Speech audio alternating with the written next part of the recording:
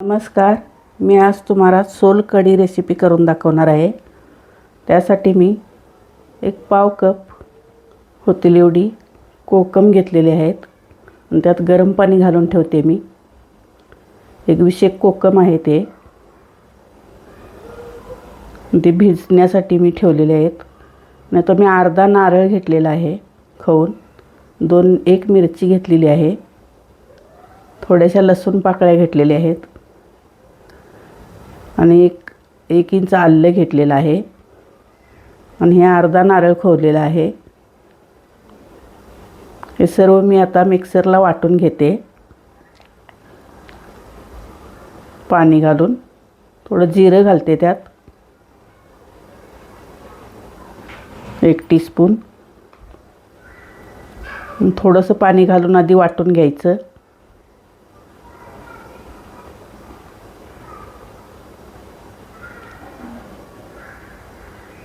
ते वाटून घेतलेलं आहे बघा. त्यात मी आता एक छोटासा तुकडा बीटचा टाकलेला आहे, कलर चांगला येतो. पुन्हा मी वाटून घेतलेला आहे.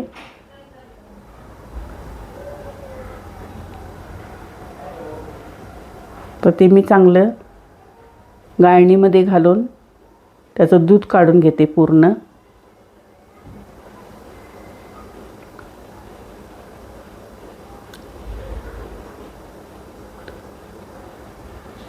आणि हे मी पुन्हा एकदा वाटून घेते थोडं पाणी घालून.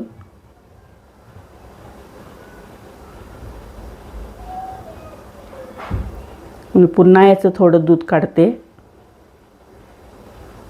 आपल्याला जेवढं दाट हवा असेल तेवढ्या प्रमाणात आपण पाणी घालायचं.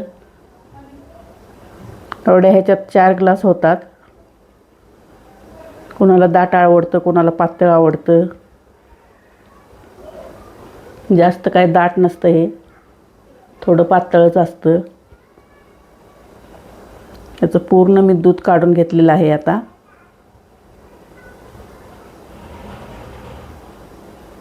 हे बघा, आता हे कोकम चांगलं भिजलेलं आहे. हे थोडं गाळून घेते मी गाळणीनं त्यामध्ये.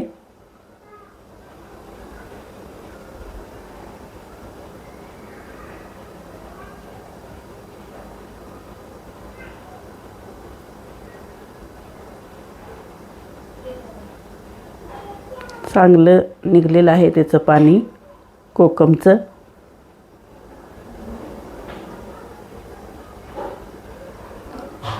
फ्रीजमध्ये ठेवून पिऊ शकता हे तुम्ही गार करून. मला थोडं दाट हवं म्हणून मी यात जास्त पाणी घालणार नाही, नाहीतर थोडं पातळ केलं की बरोबर 4 ग्लास होतं. यात कोथिंबीर घालून घेतली मी थोडी. मीठ घालून घेते चवीप्रमाणे.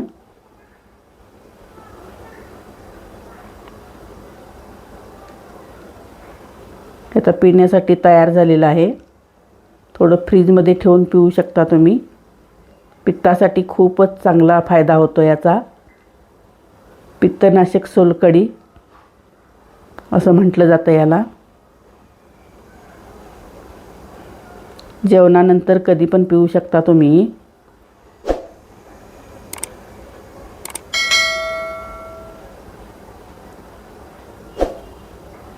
ही तयार झाली बघा सोलकढी पिण्यासाठी. सबस्क्राईब करून ठेवा. थँक्यू.